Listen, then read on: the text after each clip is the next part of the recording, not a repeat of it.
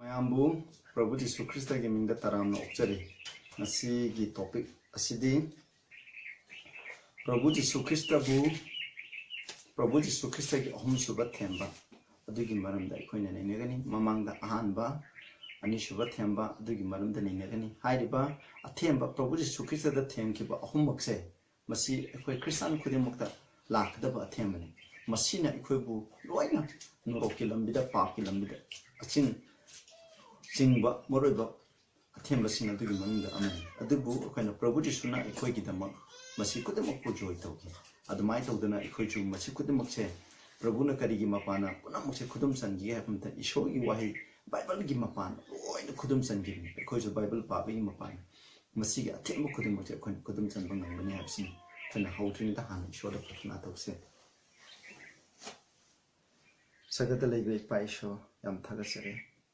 nasi tayang pangbu nusiba haibasi maramda aina ngangja kadawri aina ngangba kudinda naki thawai asembadana chingbiyo aina ngangba ohinbigunu naki thawai na ngangba haibu ohinbiyo takadawri pun kudamukta naki thawai asembadana chingbiguna asumba asidagi khangdami pa tayang pangbu nusibdagi khoina leithoksaba ngamba ohinbiyo Prabhu Jisu gingda kuramjari amen. Matthew 4 ki 8 9 10 Maduda Pazage. Again the devil take him up into an exceeding high mountain and shew him all the kingdom of the world and the glory of them. 9. Haidi amuk Saitana devil na Prabhu Jisu Christ haningai leitana wanglaba ching amagi mathakta pukhale aduga tayang pamgi ningthau pam leba khudem Makogi mating mangan kudim to mundu upirami verse 9 and said unto him aduga mongonda hairami all these things will I give thee aina nangonda punamu pigini if thou will fall down and worship me nana ebu kuramagadi masi tangpan sigi mapu obido aina nangonda pibige 11 then the devil leave him at 10 then said Jesus unto him get thee hence Satan tokro engondi sa tokro for it is written as me ikre Thou shalt worship the Lord thy God. Nang nanangi ishobu kuranggadamni him only shall thou serve. Mahakatambu nang nasaba tawgadamni. 11. Then the devil left him and behold the angel came and ministered him. Dutigi Saitando mabu thado sakirami sagatusin la akanda mabu seba tawni sinausa. Mataukarana basidigi koina kangi mataukarana prithibi se Saitan gi makhada taki gaba matanda Adamna pap tawbu matamda kari tawge hamna khoi prithibi je Saitan gi makhada laike tayangpan prithibi asigi mako oina hoje prince oina Saitan asina hoje panduna leirebni tasembadi malan prithibi je Saitan sembanate Prabhu Jisuna sembani magini adugo Saitan magini na claim tawbu je kaigino habdi ifadam tayangpan da lakra misna magi matung induna chatpa adudagini madudagi akoina kaningai gi damo Prabhu Jisu Krishna Lakoni aduna huje Prabhu Jisu Christ themkeba tangpanggi arang arak phajaba pura dalan sana lupa lanthum mayam luxury me amje Prabhu Jisu Christ gi mangda ohalaga mabu themkibni aduna masigi phajakraba me amje mit okoi gi mit nabu thakallaliba asigma phajakraba me amje masi kedoba masi nangna pamade masigi mapu oibdo nangonda pibige ebu khuramu haibni sinawsa adu Prabhu na kuramgide maramdi ekoi miyoibigi punsi habase sana lupa lanthum arang arak ada harau tayamba kumai harau asida ekoi gi punsi je yaude habase masine adubu prithibida leireba Christian isinausing nattaba Christian nattaba mishing asiju time pamki arang arak lanthum sana lupa ada ithak irangda tawdaba luptaba kana amata laite sinausa adubu asigi akanba warning ishona piri when 2 John gi 2 gi 15 da koi pamina se 2 John gi 2 gi 15 da akanba warning ishona ikota pibiri ba Christian oiba ikota pibiri ba warning che love no the world tayang pambo bunung sigunu neither the things that are in the world tayang panda leiba posing asibusu nung sigunu if any man love the world the love of the Father is not in him kanaguna Prithibhi bu nungsiraba maduda laiba posing adubu nungsiba taragdi ipa ishogi nungsibudo mangonda laite masida ishona habsi kaino tangpan prithibhi bu nungsigunu habi nate Taingpan the Ladiba, a mission, a Sibunum Sigunu have a teaching. John 3:16 that God so loved the world that he gave his only begotten son, that whosoever believed in him should not perish. Shona Malam Petit the labor meeting at Sibu, Sokimating see, Maduki the Mong Mahaki Masano Patabira Kuni, Prabhu Sukris Costa Laga Sibirip say, Ekoyi, Eko Taingpan the labor mission at Tibukan in Agami. Ishona Taingpan Bulu Signadi, Taingpan the Papishina, Taingpan the mission at Toriba Saitana, Silankarba, Papsing. Akwai mit thakanningai oiba luxury oiba ithak irang sing sana lupa lanthum ishobu kaholiba sana lupa lanthum pura dalan akwai gi mahi masing har ishobu kaholiba mahi masing haujiti evolution theory haiduna isho laite ga hariba asikuma mayam che asi pangun ne tang panda tawriba phattaba papi sing na tawnariba pap sing ase makhoi gi asida saruk yagnu hai masida nakhoi saruk ya bataragati ipa isho gi nusibdo leiba ngamoy Maramdi, Ishol, quite took a subdi pop, have snare. Papi within see, Papudi, Sukimati took a say, time upon the tornado pops, and I said, Hadu have it. Verse Aduga 15, 16 die. For all that is in the world, time upon the lady of Kudima. The lust of the flesh, Haksangi Apamba, when the time upon the lady of Haksangi Apamba, the lust of the eye, Mitki Apamba, and the pride of life. When Hingbagi quick napan punsi Hingbagi napan weriba is not of the father lapunate, but is of the world. Time pandagini, time pandagi have this hitadagi lapani hem. Masidis now. Aduna time pandalaiba quick Haksang apams. Was in mission at the Haksangi palm. Haksangi Mikupama Katangi palm, but then Mikupama pap to Duna Punsi super gendale. Punsi super kachum sang the passit orgasi, Nupianan is a type of crime with them. Natangi Haksangi Nungai the Makanda, Tai Sari, Shabu, Natang Mikuma Nungai number 4 copy, Adagi, Aquina, Jojali Gantani Chapusa, missionary carry the Mako Haksangi Nungai them, Natangi Nungai them, Mase, a Sigumata Duna label Mido Ipana and Shidam. Mitku penning I them, the river young liver Kumay Harao, when the Sinma Darmak May Harao, when the young of Natang mit penning, Natangini, Adomako. Nahtangini Hariba, Dunam, Maramodan, a quick show book. Ita Iran, Mayamasi, Huji, Sutimati Sakalakam, Internet, mobile phone, Gimatam, quite a palm, Kudim, smartphone with a quite a palm. Pataba Jugo Sadaba, a papa, Pata, Kudamuch Pang. Adunami, Pakang Lashabi, Mayam, the town on a lay. The farmers hasn't passing, Pataba, Sukimati, Hinsagi, crying girl, Pataboro, the Pingan is a table man, Toledi, and Masi Kudimote. When a phone when you in the sin at the beginning. Masi Kudima say to me to Shona Nushidel. I took a pride of life, consider Napanto. I push up by day. Hide an Napanto. I let it have a mangai, surely come. I mangai hand a saliva. A sigma missing a say, what not say Kedova, Masi Napan say, show the gilap on the take Satan the gilap. A sigma will be missing a door, Ipan and she will lay road have. She died. The world pass away and the lust thereof. Time pan Masida Lady ba upon she could much a loin a monkey, Karamba Mangoy, but he that doeth the will of God abideth forever. Adubu Ipa is show ye an imbutawa. Is show ye an imbagi matung in the Saleba mission. Makoy adudi Langdana, like you know. When a Prabhu Sukit time pan the lapum, but a minatum the sapum at the Kaduba, Mina sapum a moitava. Furambana Hubang Moidava, Madudi Karino Hakana. Isho would has a mission. Christagi Lamtaleba mission. Isho in Shiba Lamtaleba mission. Isho na have in Dunataleba mission.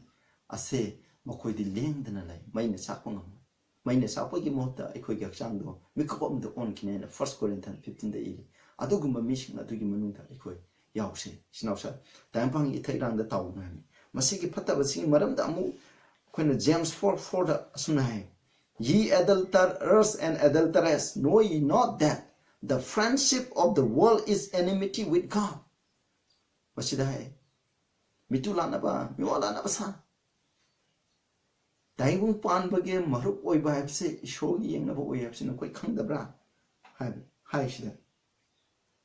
Whosoever therefore will be a friend of the world is the enemy of God. Maram Aduna. Tayang pan baga marup sariba, tayang pan tauriba mixina tauriba pap sing asiga, tayang pan bigi sinma dharma kumai harau luxury asiga marup sariba na koido ishogi yang abani hai. Ekoi we become ekoi mi kudumok se ishogi yang abu. Tayang pan bu nungsiduna lairabdi. Fatta ba tauriba mayam sigi matung induna satuna laiba taragdi. Ekoi ishogi yang abu oitana. Ishogi yang abdi Satan bu mangan ba matam da ekoi su mangan. Masi akan bo warning ni masi. Ekoi na masi warning de masi. Ai samos na koi na tabi hai. Tarag lau bi hai. Lau raga di ko koi yam lai ba phare. Lau da ba tarag di ke do ba. Isho ke do ba. Isho na madu gi dan isho da na pham. Isho gi yang na bi isho na. Isho na ekoi nungsi ekoi bu loi na kan ba pam isho na. Adu gi dam Prabhu Jesu Christ na course si bi. Adu gi dam ekoi na isho na ya da ba thabuk se ekoi thaduk si hai. Ai samak su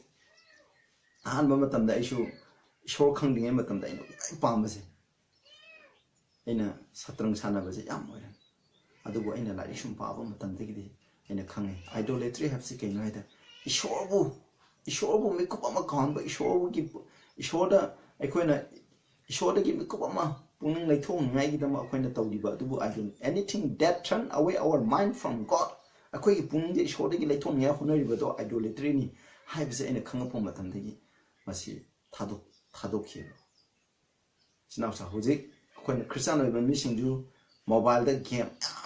Masinam, whole day Bible paving, what the Madu the light children, addict children, all labor. Show book all the but not only Kangaba. Have say, I some Sumatam cray addict wearing. Masiti can the comedy, show ye in Nobinahana, talking. So now, I see to my arm till you can some toll later with a quick carry them up, a quick. Norok ta sakani snausa madugi damakta ni ekhoina matam khoding da ekhoina kaugum si habse khoina nungsing de hoji time pan da saitan na tori bu khoding mu che keno ji mi sina lai su tamba ama habse khoding ma punam paisa je paisa gi damakta ni paisa da re gi de khoi gi mit ki apam ba phangi khoi haksang gi apam ba phangi khoi gi apam khoding mu to phang adu bu masi khoi gi haksang gi khoi gi mit ki apam ba khoi gi tarka lai bu khoding ma phangaga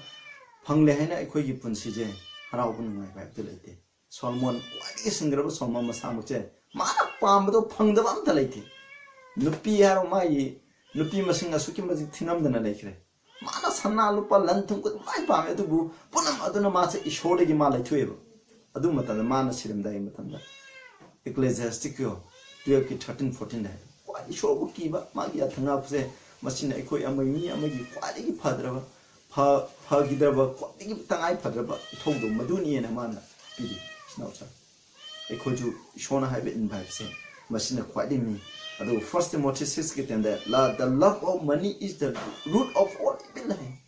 Mashapamba, Kalapa, Mihoba, in our Kunimba, Tabak Sudan, in our Kunimba, Sigmund Miam, Sinaka, the way I'm tender. I quake the way, Masi Pataba Kudimaki horror from the Bible. Why now Kunba, now Kunba Peshu, Pablati. Abraham inakuli Job inakuli adubu makoi inakuli ba matik makoi inakun bado makoi masagi nuai ni aisina deba makoi di laita laira tarabo missing ado adugi mateng pangi Job mana laitung pawa matam da mai mana nang kari kita mun laitung pai de kaino nang bisana lo palan thum jing adu na like lara singdo adugi mateng pang da bagi ni hai Job na de ai loi pang Abraham gi Koina pizza pithak na koina khangi dun mukoi kondong da lakwa sargadu ohum nakum matam da kaidoi kaushalaga mukong ham dun pizza asukki mate hospitality phai magi minai sing do mai masa do na khale karim ta wat pala hende adu mai ina khun do yai shola koi mi khale ina khulale ina khuli je kari no koi na ina khuli je laita la koi laminar me mi sing do adu mateng pan ngai dum shone ina khulan ne ba adu koina paisa tan boy gera khai sukai de Adubu, ekoi isho ka thopa taradi ai sana lupa nai isho ka hon ba taradi ai na tamleba mai masing aduna isho ka hon ba taradi madu gi kari kana balai ge madu gi amang mangakani adu gi warning ni sana lupa pam ba gi dam time pam gi tha irang da taw ba gi dam ai khuda mai ke lot ki nupi sodong gumra mahan ba matam da chagatu sing aduna mo koi lot mo koi sing thok pure adu matam da mo koi di ke do ba asuki matik sahar ni sahar da tawri ba tawriba khuding makside loina suki mati phatre shona sahar aduna sahar get out of the city sahar da leirunu sahar je aina manghal lagani pa na pik thale mkhoi gi limit to yobu matamna sodam gumara manhan bugumna khoi gi taingpan da leiba sahar singi mang ar ko ina khara sonami na khara mahu lampuna khara masi mangan gene ba adu degi tholo hai adu mai gi nupi du kai roba taingpan gi luxury sana lupa da kumai harau dance thak pa cha ba du da ma taw thum aduna kai doi kan da ma bu pura chapa matan da mai gi lan thum sana lupa mayam aduna ma kaw bungam de mai gi mayum phajaba phamung phajaba anan ba du da aduna ma mami do yeng ol tunda thumgi ko muti oina ne mang ki mai gi punsi aduga khoina akan gi wari jo khoina khang khoina nahan chu hai gre khoina Joshua 7:1 aduga 21 da mana bang baje kari no haiba matam da isida paraki si mana mai gi punsi like ma natana mai gi mung manung balai khata le base 21 da ipajar ke akana hai sida I saw among the spoils a goldly Babylonian garment Babylon gi phaja kharba lon kharba phaja kharba phiron do ai masi ekhoi du ni si time pan ki fashion luxury myam je masi na ekhoi je shori gi laptho hali ni mase yengse and 200 shekels of silver a wedge of gold a wedge gold of 50 shekel wedge sana lupa habsin sida sana lupa dani akana tawri sana lupa dress masida yawje yengchi sida ko then I coveted them took them and behold they are hid in the earth in the midst of my tent and the silver under it madu ai gi jumda lagulo sele hoji tang pan ta na revising koina set pasaba aduga sana lupa habse masi karigino sana lupa leiragadi ke do khoi ge pam khudim pham khoi ge aning ba chang ya pam ba jeb ka tong tung adu khoi gi tang pa da mi ku khara nungai be adu bu kai do ba masi nei khoi gi punsi natte habse khona masi da natte habse masi ni china sa khona yengado je adu gum do khona thadok je adu ga Matthew 6:24 da mu hai khoi pam na se masi 6:24 da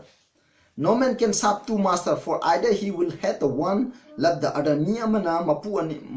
ani gi seba to bu yaroi minai o bi yaroi haidi mana ama tuku charga ama bu nungsi ba so nungsi 4 maram de either he will hate ama bu tuku charga duga ama bu nungsi gani ani maku nungsi ba so oi ba he will hold to the one ama the paini and despise the other atop the tugu zata ye cannot serve God and mammon ekhoje mammon time pam ki sana lupa lan thum ithak irang mase khoina masi gi matung induna sakya habra aduga shor gi matung induna Christian ogi habra apse masi shona kan bu woni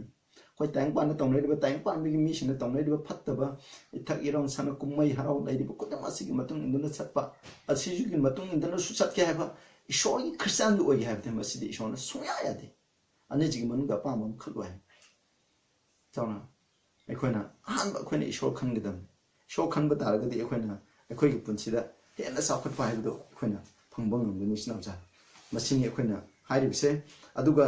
ai khoina tang pan da lai ri se khoina tang pan mi sina tawri bu kuting mak se masi khoina thadok pa dar ga di show nei khoida ka di promise pi ga se khoi amu yeng ni se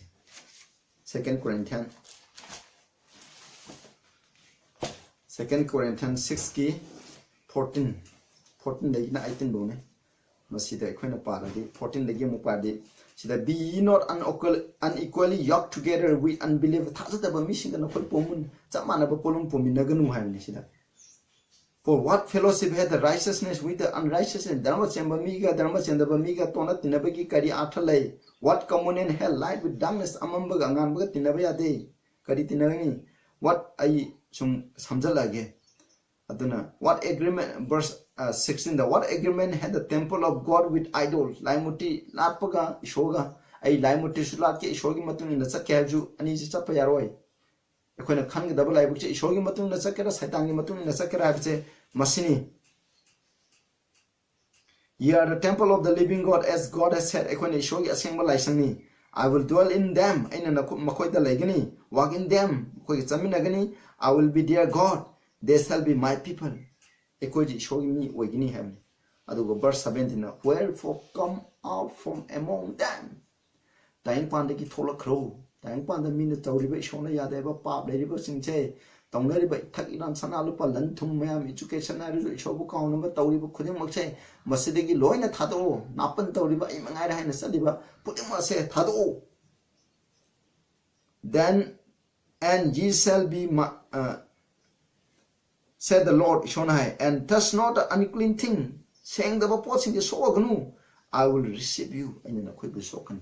unclean thing as in machine was it tank pan tauliba myamsi quite tank pan send dress when the set pay adubu quina set po matam the quina modest with dress matan marang piget mira quite manungi hakchang in pitching the manungi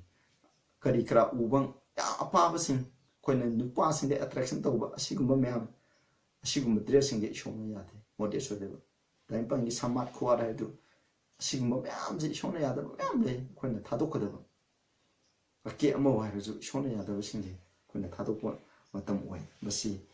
hide basing do sokana mang hang the shona unclean sangre shona board pidraba singa se sokanu I will receive you adu itardi shona na koi buloksan bigine nang buloksan bigine aibu will be a father unto you ikoi da mahana mapa oi bigini ye shall be my sons and daughters adu gumba misi tang pan thadoga tang pan da mina tongnadi ba phattaba pa kumai harau am ithagiram mem ji thadoga laiba mising do adu ai ki isanu pa isanu pi oi gini said the Lord Almighty masini ishona habse ishona kya da phakraba privilege speaker misina sa ishor gi masanu pi oi beje masidi hena phaba ikhoina kari lairi ke ba masidi hena phaba yemo akoina Moses ki punchide gi akoina khara tamba yai akoina Moses ki akoina Hebrew gi paminase Moses ma pi matungda ma gi Ezekiel thogi masano pidana ma se yo masano pa oi gena ma loina lai shu tam haita ba kare shu laite ma adu ma pi nge matamda mama na sei mapan adai bu mama na takpi ki ba shogi achumba khangan gi do ma adu su kaw ngamde aduna maram oi duna kai de matan Hebrew 11 da yengsi phajai ekoi masi ekoi na kaw da ba se hodi tang pan le ba mission na di masi kaw 11 gi 24 to 26 by fan Moses when he was come to years matsai mapung pharaba matam da refused to be called the son of Pharaoh's daughter Pharaoh gi masanopa prince oge man ning thawai rakadab do choki Egypt amagi ning thawai ba se sidagi han ngai ba kai leri sinausa choki mate awana palai roi da ba choki mate ngai na leri ga da ba ma gi imung manung ju ngai na leri ga da ba do adu ma pamde hai kai gi pamda bno yengsi choosing rather to suffer affliction with the people of God adu gi mota show you missing awana khanga leibna phai hai then to enjoy the pleasures of the sins of his sin for a season matang kharagi da mak pap ki harau kayama nungai ba ithak irang kumai harau marakta sanal pa montom modeng marakta de show yaw na tumaga matang khara nungai na leige to bogi mohta show gi missing wa suwana sarai helo su hena ai leibna phai ana ma gi punchilo leb khiram adu gi da mo ishona ma pu ke do ba nu ma pu sotimate achauba mai choina ma bu khandokim sotimating nolak pa missing hai 26 esteeming the reproach of Christ greater than the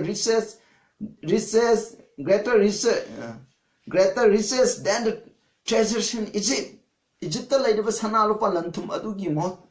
budi ke do ba Christagi mingsat thibdo adune hena ina khuli haina man khalle hengo magi damako adune hena phayna for he had respect unto recompense of the reward and snausa koina khanga dable koi Moses ki punchi koi la tamse koi ju ti tang panda ai koi gi arang khubam do ne hena phaya so Moses na khan ai koi ju khan ji ai koi kwai pha ina khule hadun isho kaw thoga norok ta sakadu mate sinausa ai no magi shuraga humang taraga charaga ko matam khara chajaraga hayeng tang panda wajaraga ju hayeng Prabhu Jisuna la ko matam da ngai ta sakadaba adu gum mafam do adu da laibna kwai hena phai masi ekoi gi da mo kwai gi apha masi adu Matthew 16 da ang pa je ekoi gi asang balan na ani Matthew 16:24 da asumna hai. If any man sell the whole world, Matthew 16:26 da ipa 26 da. For what is a man profited if he sell gain the whole world and lose his own soul? What shall a man give in exchange for his soul? Mi amara tayang pan puna makuki mapuwe ba tayang pan ase phanglagasu tayang pan da leide sanna lupa jibika aina tama makhaje phanglagasu ai thawai do mangagadi kari kane ai thawai mo to kari singine. Let's not forget this verse. Matthew 16:26 khoi kawnsi snausa khoi ki punsi di Prabhu Jesu Christa phangade wai phangam Prabhu Jesu Christa phangde di loi ma nam haibse khoi na matam khudin de khoi kawnsi khoi ki asang balan haibse khoi karino haiba matam da hai aduga mu khoi ni yenga da ba tayang pan da lei ina khunba mi singje mokoi ishor bu kawtori makoi na saga sapa haibse Matthew 19 gi 20-24 da hai na kuma min saga sapa da wan thokane maramdi Camel ud amana je tumana da lipdo aduna hena ko na khunba mi na saga sapa du dagdi ud amana je tumana ud chaw khrabo tu ne je tumana ku khrabdo aduda lipdo adun hen lai masi du oi thok tabne maramdi na khunba ambaje shonga du pung halakte adu bo khona je kare na khunba je kare ma shoge chumbo tara pung hale aduna khoi junga si ko shogi mo phomda oi thok tabai che kar shulai loi oi thoi sinawsa khoi amata ngairabdi ithodi keno khoi arang khum phangba habje asini habje khoi gi asang true treasure khoi Matthew 6 khoi lo shila khoi chida salaje Matthew 6 ki 19-20 da ipa jarake. Lay not up for yourself treasure upon earth, where moth and rust don't corrupt, and where thieves break through and steal. Tayang pandana khoi lan paisanganu sumna hurambana calling na kaba adugumba lan ado paiganu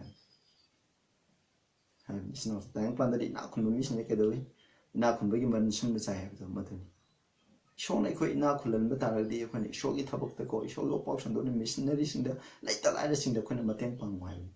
mase pangngai gi dam adubu mi singna ina khunbi di kedo ishagi oijani ngai gi dam Christian har ju na kulaga pitong da be shogi shaba tong da ba tide offering period lo re na khan ba inko maduna shona ya na te shi 20 da but lay up for yourself treasures in heaven where neither moth nor rust doth corrupt, where thieves huramna hubungam daba sumna calling na kabungam daba na khoi gi lan sarga da pe khalwa hai bulan adu de kai ni sinaw show thazal Prabhu Jesu Christa ka manaba lamchat lai bje masin akhoi gi malam prithvi asdegi akhoi na sarga da pugada ba amata ngairaba landi karino akhoi gi lamchat ni karamba lamchat Christa ka manaba lamchat Prabhu Jesu Christa ngona thazaduna khoi na mongona mi ku khudin ka tholaba matung da Prabhu Jesu Christa na akhoi da pibi ba dugumba lamchat Prabhu Jesu Christa gi asangba nolukpa napal leitaba maha ishor gi masama oirejo Philippians 2 da do ishor gi masama oirejo ke do ba ishor ga mane da khanjada ba akhoi gi khong phawba chanbi ba ngamba asukmatic sacrifice leiba magi ai bu khudin no papi akhoi gi dam loi ka thong ngai gi dam ka thokpa adugumba nungsiba asukmatic nungsiba na pek thanba adugi lamchat to akhoi de leiu haimne hairibu lamchat sidi maina sa pung mo huramana hubung mo akhoi na pugada ba akhoi na sarga sidagi akhoi na prithvi asidagi sarga da pugada ba adugumba landi aduni madu phangbujina wari athon thoiba landi sinawsa akhoi na lai lai sum am haibe ai adubu akhoi na kaidoba maduna sarga chapanga moi se akhoi na masigi bible je akhoi na lai haitraga su bible da hairiba sing mina takpi ba sum je illa chatpa akhoi na bible jigi matung ina chalaba akhoi sarga phangam masina sarga phanba ngami ha aduna akhoi na masi first ta thamje aduga akhoi na lai lai chu ama hairachu punamak secondary da thamse sinawsa masibu hairadi loi herkani tang pami gyan loksin kodimok to ishona loi pibi gani bible khangma matamda akhoi isamak ta juko akhoi na bible gi asumba khangpa matamda da kalai bu khodima tang pami gi gyan loksin khangde khuding ma ko shonai khoida adum darkha laiba khuding to matang matang loina baby habse khoina kaw khumche aduga aroi bada Matthew 6:33 da habse khoina pawn seek ye first the kingdom of God and his righteousness ishogine tholeba hana tiu matugi dharma sembada tiu and all these things shall be added unto you all these things taing pana tanariba sana rupa lanthum ina khunba taing pana tanariba khudimukche kari chagni kari sechige kari thachige na wariba nungamne namita bu isho kaurga kari chachige kari thachige icha kari tamanjige kari tahunjige IS officer ohelaga khoi kari wahanjige si doctor wahanjige si tawdana tumba saba isho bu mekup amo phawa khandadana taing pa mission sanaribse paisa ayangta sanaribse asiguma khudima agi darka hingbada darka leba khudum to ishona pibige ne hamni ahanbada ishogi dar ning tholebak thibata Christagi ning tholebak kana danen tu daga haigibda sumoi mangbana redaba ning tholebak aduga dharma semba kamai thoruga ekhoi ishogi dharma semba Christagi dharma semba le khoina kamai to legada ge habse masi thiwa madu oiba taraga dikedoba aikhoi punamukse phangane sinausa ina roida apil piningde aikhoi ngasi haiban misidagi aikhoine asengba ishor prabhu jisu christa bu ipa ishor bu khurungbadu degi leithokadaba taimpa bu gi sana rupa lanthum khoina paisa ta lina haidun su ishor bu kauduna tawba aduga loina misho ya thang khonggoina ga tawi khudimukse thadokche ithak iram thadokche silma dharma kumai hara khudimuk loina thadokche aikhoi thamoje ishora pise ishor bu nungsiba ishor na yai habdu khatun inse adu eragadi aikoi hayang prabhuna lakpada khoi nungaiba haibdu oigani aina mayamda appeal tawningmudi aigi video asibu yengbiriba tabiriba nakhoi aina appeal tawningmudi nakhoi aigi video ase taraga bible gi achum ji khanga ngasi kawba numisidagi dayang panda begi ithak irang ishona yade hariba mayamse loina thaduoga